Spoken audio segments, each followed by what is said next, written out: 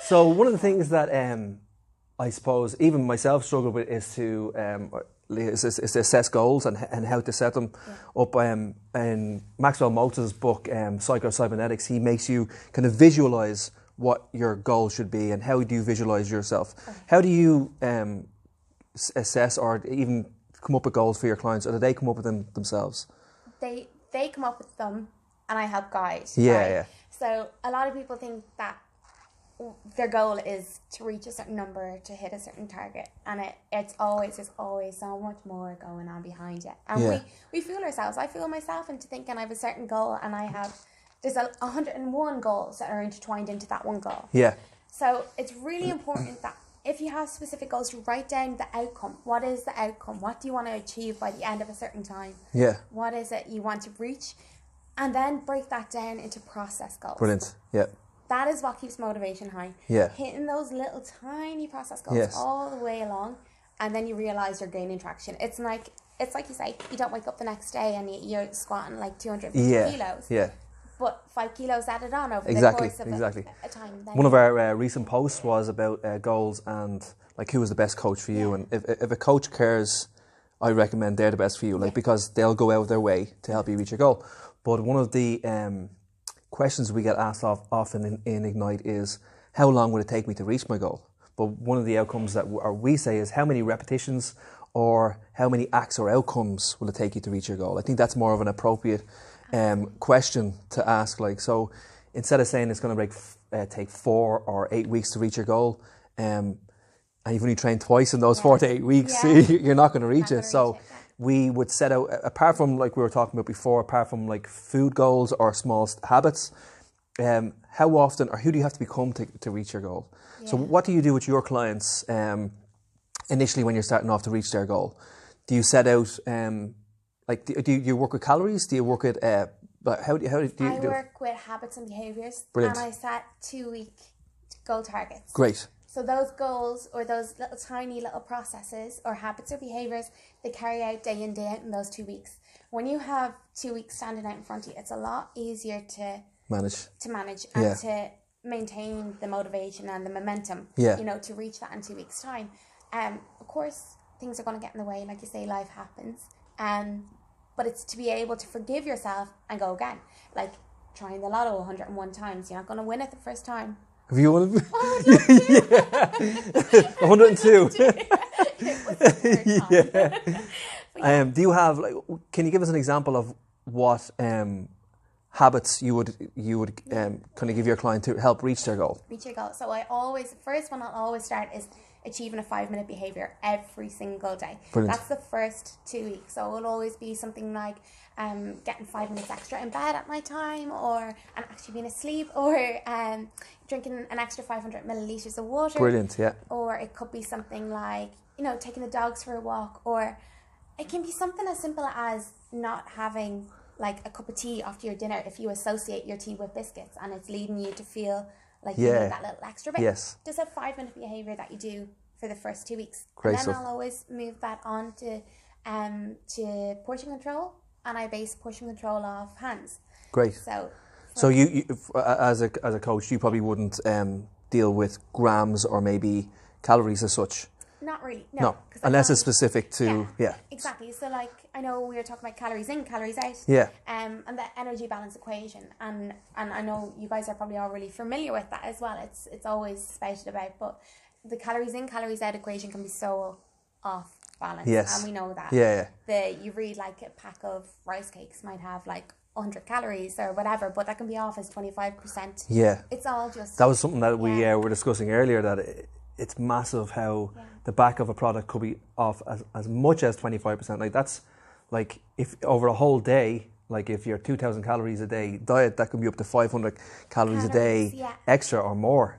So it's crazy. Like and even individually, like we might be the same height and the same weight and have the same goal to lose the same amount of body fat, but your gut or your whatever history you have with dieting, yes, could have caused a certain amount of damage to your body previously. So what we both do the same might produce different results for you than it will for me. And that's hard to comprehend if two girls or two guys start the same weight. Even friends, we have buddies training here together, and one gets massive results over a short space of time. The other is doing the same thing but getting slower results. It could be down to previous training. Environment is massive. Like, so environment is key, especially at home, but especially, you know, to get your results. I found that. Absolutely, like, and your social support and everybody who's around you. It's so oh God, it's so toxic. It's so important. So I always stay away from figures like calories and stuff like that. Okay. Of course, unless it's specific to the person, or like if they're going forward, or like even if you're totally out of tune with food and you haven't a clue what food contains. MyFitnessPal, if you're talking about that. Getting awareness around what food contains. And that's what we were talking about earlier during the week with Leah is MyFitnessPal is great, but if you put the wrong numbers in, again, you could be off by 25% as well. But what MyFitnessPal does is it gives you that the wheel or the circle, the graph is it tells you on a graph your percentage of protein, carbs and fats throughout the day. And what we like protein, as you guys know, I kind of spout it all the time, comes from the Greek word meaning first importance. So we try to get that in as early and often throughout the day. I'm sure you're similar with your clients. Absolutely. But every product you see online now, whether it's hair, shampoo, milk, everything is protein enriched. Yeah, it's mad, isn't it? Like, but everybody's catching on now. That wheel on MyFitnessPal is great because it helps you see where not you're falling down when it comes to macronutrient balance. And like a really interesting kind of little experiment you can do at home as well is that I was reading a study about fat and carbohydrate based foods. They're the most addictive. So when it's a 50-50% split, or anything more than 30% fat and 30% carbs are in the one food, they're the ones you can't get away from. Can you explain that then? What is that? So say for example, let's just say for like Pringles. Okay, let's just say for example Pringles, and it's got very very little protein, very very few vitamins and minerals, and quite a large amount of fat and carbohydrates in the one little Pringle. And they're the ones that are the most addictive. Protein is what fills you up, keeps you satiated, as well as fat, of course. But when you bring carbs in to the equation as well, then we've got this kind of like off balance thing going, and they're addictive. Very addictive, very addictive. So it's something you could maybe look at is if you are tracking on MyFitnessPal is to look to the wheel, and if you're finding a day where you've had a splurge or a binge eat and you've tracked all the stuff you binged on, you'll find that you've quite a high ratio of carbs to fats and very little protein in there. So, and obviously, as you guys know, there's more calories per gram of fat than there is for protein, so it doesn't take an awful lot to go over on your calorie intake if that's what we're tracking when you eat more fats, right? Absolutely. And the more vitamins and minerals as well. Very little. And the more that's in the food, the more you're going to absorb the macronutrients from that, so your proteins, fats and carbs, so you're going to actually feel fuller. I suppose the original thing was you are what you eat, so that was going back, I don't know, 50, 100 years, you are what you eat.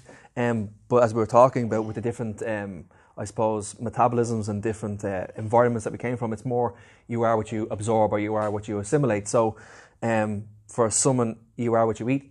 It mightn't be the same now these days as you are what you absorb. So the gut is one of the main things. So do you have any protocols, or how do you assess when someone comes in? Do you have any protocols that you go through when it comes to the gut, for example?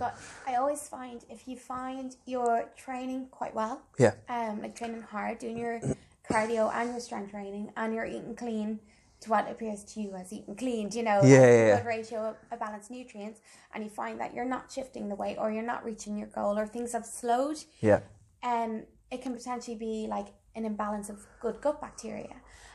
So I'll always say to look to things like your sleep patterns first of all, and your stress levels, because they can all be detrimental to the inner workings of our body, of course.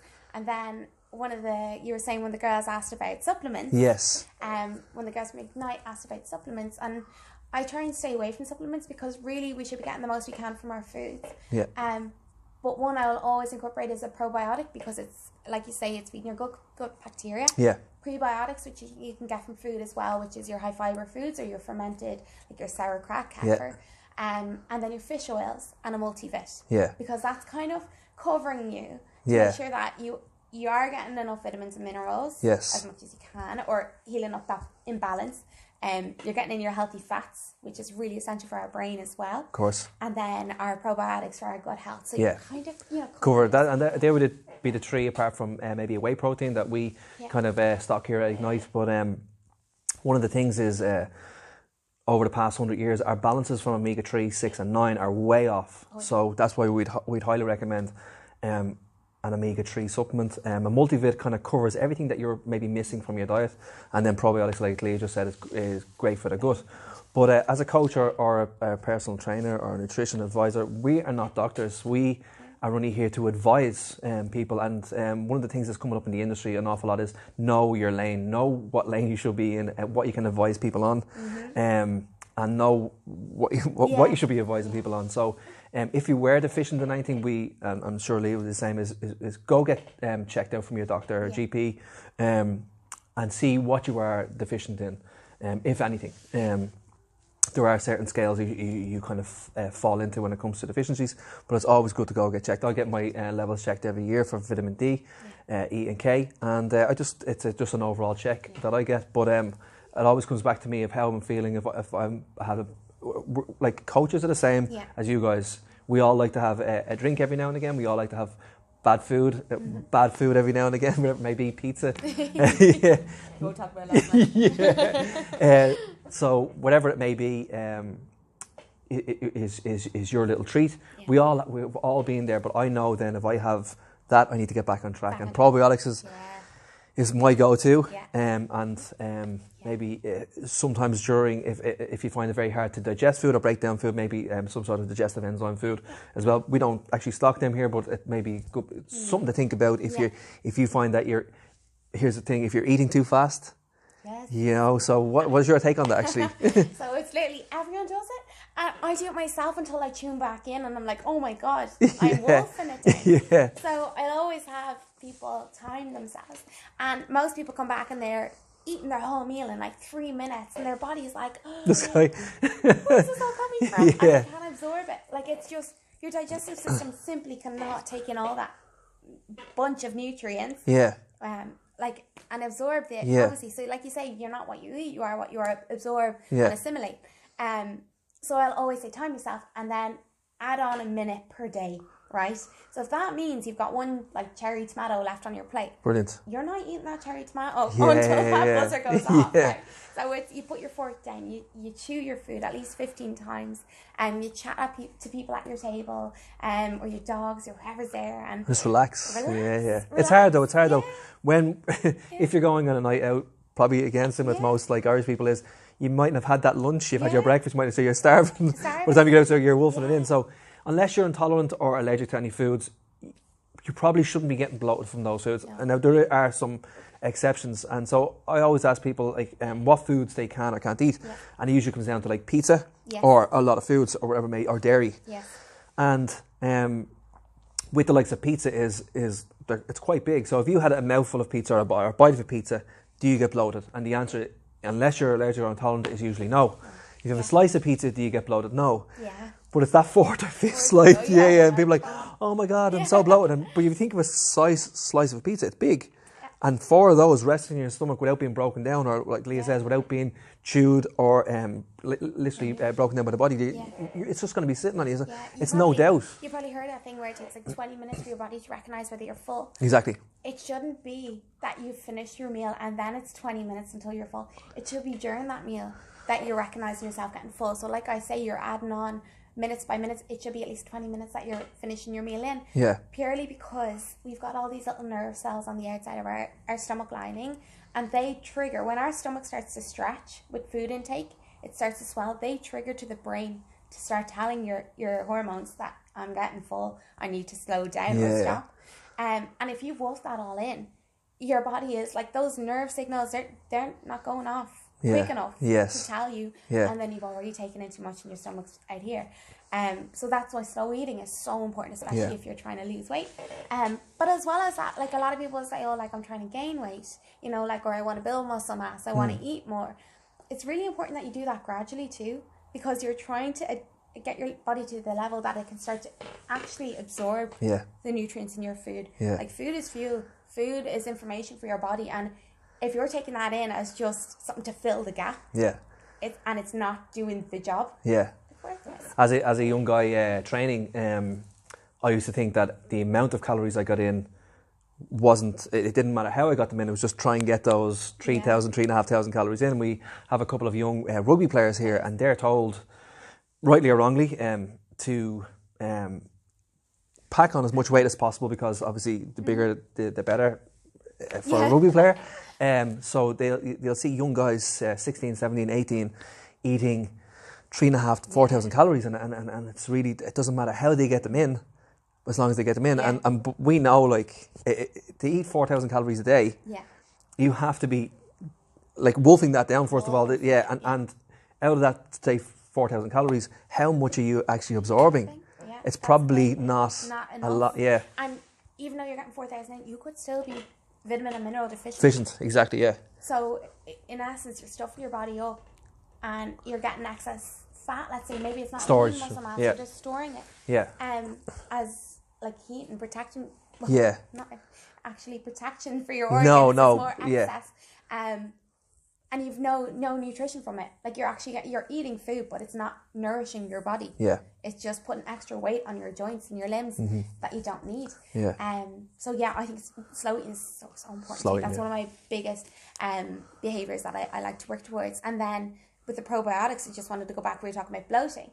If you introduce too high a level of a probiotic immediately, you will start to see bloating as your body adapts to all this influx of bacteria. So it's really important to start at like 2 million bacteria and start to build that up over time. What is your take on, we actually haven't talked about this, so I'm going to put in a spot here, on super dosing, which would be a higher dose of, say, a probiotic or a fish oil or a vitamin D for a short space of time, as opposed to a low doses for a long time. Would you agree with that, or do you find that your clients would bloat from that? Bloat, absolutely. I think anything like that is a shock to the system. And I try to minimise as much stress that goes on in the body as possible. And like you say, like I don't like adding on unnecessary influx of stuff. Like I like to build it up like a progression. Very good. Over time, so your body has the time to recognise and get familiar with these things. Like our bodies are so bloody clever. Like they know us. And they know what we're doing. They know how our mind works. You know what I mean? One of the harder subjects to talk about, as a guy talking to, I suppose 85% of our clients here at Ignite are women. So to talk as a coach to women about going to the toilet regularly, it's a tough subject to talk about. So knowing that going to the toilet once a day, number 2 is regular. It's so important. So when we have clients come in here, not all the time, don't get me wrong, even like my sister, she was struggling to go to the toilet, so it'd be once every 3 days, and I was like, what is going on? You need to, it's very, very important for your health. Like it's very tough to talk about, don't get me wrong, like talking about stuff like that is very, very tough, but it's important to talk about, even if it's just with your coach and not in front of a group of people. That sometimes I throw it out there, like, but going to the toilet regularly is very, very important, once a day at least, for guys and girls, like, is completely normal. Anything less than that, like, again, we don't want to overstep our I suppose our lane, or you're in a lane here, but like, go get checked out. Why aren't you going to the toilet? Again, it comes back to, are you chewing your food? Stress is massive. It's so big. Stress is one big thing. Not enough hydration is another thing. Not enough physical activity is another thing. And not digesting your food properly is not slowing down. Sort of, exactly, that build up. And then your gut health is another one, as well as lack of sleep. Lack of sleep slows down your whole system. And it can't absorb the nutrients, it can't put them to use. Like everything gets slowed down, like you say, so slow. So one of the things that we went through, we were discussing with Leah beforehand, was she was a coach working out in Churchtown. And she loved the job, loved the people, it was great. And but the struggle was she was travelling from Kildare up. Now, she was eating the same amount of calories every day. So we went through eating the same amount of calories every day, but the timing of her food was a little bit off. And then she wasn't getting home till, half 10, 11 at night. So her body clock was off as well. So sleep was off, food was off. Food was the same, but it was off. And then what was happening with you when that was happening? So I'm a type 1 diabetic myself. So it's really important that I'm getting in my food at the right times. And taking my injections at the right time. So I was getting home so late at night, and like Sean was saying, all my food was the exact same. I was eating clean. It always was. I always have. And I was eating it so much later at night time. And over the course of months, I started to put on weight. And I was like, how is this happening? Yeah. And I started to, like, you can know so much information. And sometimes, like I'm saying to you, it gets so bunched up in your head, you can't think through it, or you can't see through the obvious things. And because I was eating so late at night, I gained a stone in like 9 months. Yeah. Purely because I was eating so late at night. Yeah. My body was getting fuel at the wrong time. I was getting energy into my system to sleep. Yeah. Like, your body's that's one of the things is like when you eat so late, or and it's the Irish thing. Like, so I'm like that as well. When we eat at say 7:30, 8, there's no right or wrong time to eat, guys and girls. It's not like you can't eat past a certain time, but you have to think, I'm eating all this food, like a typical Irish dinner would be meat, veg, and whatever it may be, your sauces and your cup of tea after. But you're essentially eating all that food, it could be 800 to like 1,500 calories, to do nothing. Yeah. To sit down and watch Netflix, be on your phone, and go to sleep. Like, that's how many calories does it take to burn? turn around. And half the time, you're like, to change it, like, for me, like, you know. I know. So we were saying, you know, it's so backwards. We tend to look at, like, okay, there's two ways of looking at it.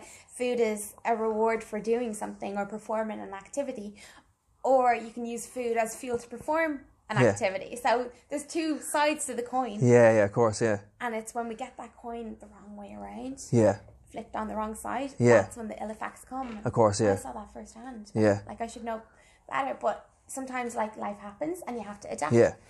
So the move I made was obviously getting my dinner in earlier, and then having like something really light when I came in. Yeah, and that's just a tip. Like, it's not, there's no, like I said, there's no right or wrong.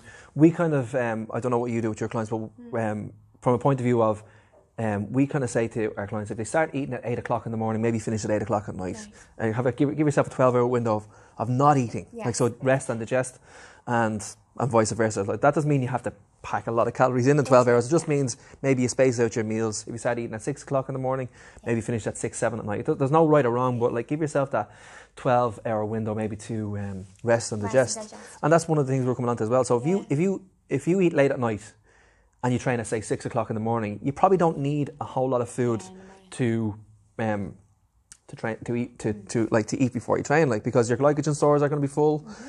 Apart from like 5 or 6 hours of sleep, you're not going to be too glycogen depleted. So, if especially early training, like, so 6, 7, 8 in the morning, if you have to finish eating late at night, you probably don't need those, unless it's sport specific. Don't get me wrong, like, unless you're training or an athlete, that's completely different. But we're talking about general population here. What would you recommend for your clients if they're training first thing in the morning? First thing in the morning. So, like I was saying, I'm a type 1 diabetic, so I guess it's an advantage because I can see the effect that food has, or how hormone levels can affect your blood sugar levels. And the same goes for everyone. It's called the dawn phenomenon. So at about 6 or 7 in the morning, our liver releases glucose into our bloodstream or into our system to get us up in the morning, to open our eyes, have a little bit of energy just to rise, let's just say. So that's automatically happening before you get up. So if you're training first thing in the morning, you already have that energy there. And if you have eaten late at night, you've also got that energy there. So you do not need to be adding in a big breakfast before. No, that was new to me today, the dawn phenomenon. I'm gonna write that down. We'll paint that as well. That's Ignite's dawn phenomenon. No, I'm joking. That's actually really good. Intuitively, we would know that there'd be certain things going on in the body to wake us up in the morning. Now, I didn't know it was called that, so dawn phenomenon. That's I'll have to research that a little bit. But exactly what Leah said. If you're already eating late at night, you probably don't need those calories at 6 a.m, 7 a.m. in the morning. Now, that's not to say you shouldn't eat breakfast. We're just saying pre-training that early. Now, if you're training at 9:30, 10, that's completely different. You would have had majority of people be in bed at 10:30, 11, or at least sleep before 12. They say every 1 hour of sleep before 12 is worth 2 after, to help, whatever exactly what we just talked about there. So just be mindful of that. Yeah. To definitely refuel after your session, obviously, because you will have used up that glucose that's in your system. But, like those sessions in the morning, like, your system hasn't had a chance to actually like wake up and smell the roses. Yeah. You know, so you need to give it the time to kind of like your digestive system. If you're packing it all in before your session, chances are you haven't been up 2 hours before you're running out to a 6 o'clock class. Yeah. So you will be not slow eating, that's per se. You'll be shoving it down in 3 minutes. So again, too much stress that early on your body, your performance will be hindered. Your body will be trying to digest your food throughout your session. Yeah. Not the right time. Great stuff. Yeah.